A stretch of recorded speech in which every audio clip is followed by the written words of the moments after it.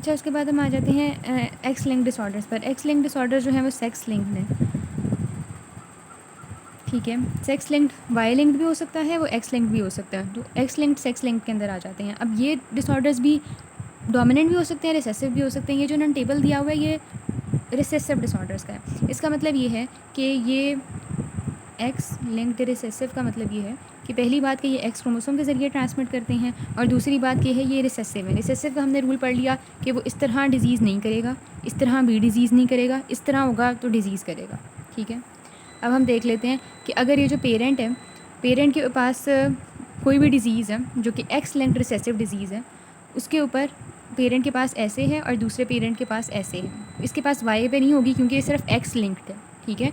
तो अब जो बच्चे होंगे उसमें अगर हम देखें तो किस तरह हो सकते हैं, एक्स एक्स हो सकती है, एक्स एक्स अगेन हो सकती है, एक्स वाई हो सकती है और एक्स वाई हो सकती है। अब ये जो एक्स एक्स है इसके अंदर एक एक्स जो डॉटर होगी उसके अंदर एक एक्स आना है मदर से और एक एक्स आना है फादर से, तो कैपिटल आर होगा।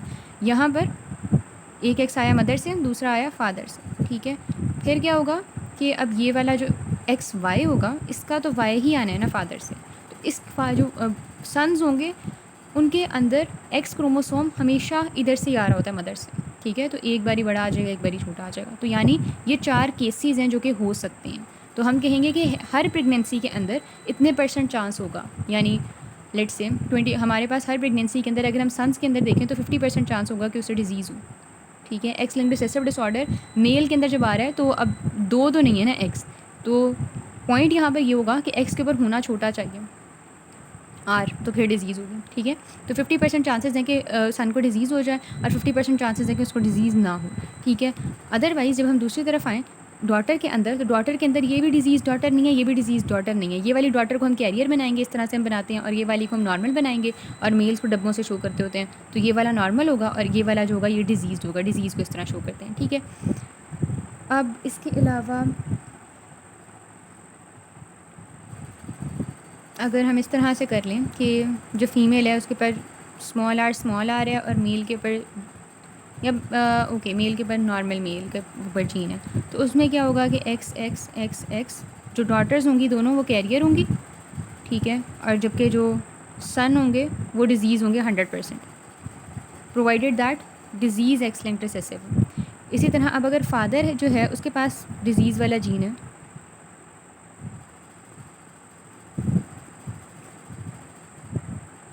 और मदर डिज़ीज़ नहीं है, ना ही कैरियर है। यहाँ पर क्या था कि मदर डिज़ीज़ थी, मदर बिल्कुल हेल्दी नॉर्मल है, ठीक है। और यहाँ पर अब इस वाली बात अगेन ये डिफरेंट बात आ जाती है कि एक्स वाई जो जी है मेल, यहाँ पर जो है मेल डिजीज़ड है, ठीक है। अब मैं ये बात कर रही थी कि ये फ़ीमेल नॉर्मल है, मेल डिजीज़ड है, तो जो बच्चों में चांस होगा वो इसी तरह से होगा कि एक्स जहाँ जहाँ फादर से आ रहा है ना वो दोनों डॉटर्स के अंदर आ रहा है, तो दोनों डॉटर्स कैरियर होंगी।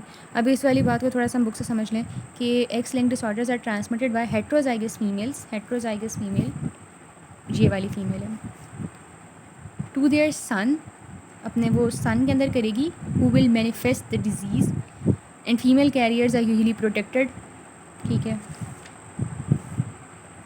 अब इसमें अगर देखें तो जो सन है उसके पास आना है हेट्रोजाइगस फीमेल से आ सकता है अगर फीमेल नॉर्मल है, प्रोवाइडेड दैट हेट्रोजाइगस वाले खुद तो डिज़ीज़ नहीं होगी ना, अदरवाइज़ अगर डिज़ीज़ है फिर तो आना ही आना है। और दूसरी उन्होंने यहाँ पर बात की हुई है एक्स इनएक्टिवेशन की, कि जैसे ये फीमेल है ना कैपिटल आर स्मॉल आर वाली, फीमेल्स के अंदर यूजुअली ये होता है 2 एक्स क्रोमोसोम में से एक एक्स इनएक्टिवेट हो जाना होता है, तो वो डिपेंड करता है कि कौन सा एक्स इन दोनों में से इनएक्टिवेट हो रहा है, ठीक है। तो फिर उस पर डिपेंड करता है, लेकिन वो कह रहे हैं कि यूजुअली फीमेल कैरियर्स प्रोटेक्टेड होती हैं because of random inactivation of 1 x chromosome. तो यूजुअली रैंडम इनएक्टिवेशन के अंदर उनको प्रोटेक्टिव इफेक्ट मिल रहा होता है और डिज़ीज़ से वो बच जाती हैं, ये वो कहना चाह रहे हैं।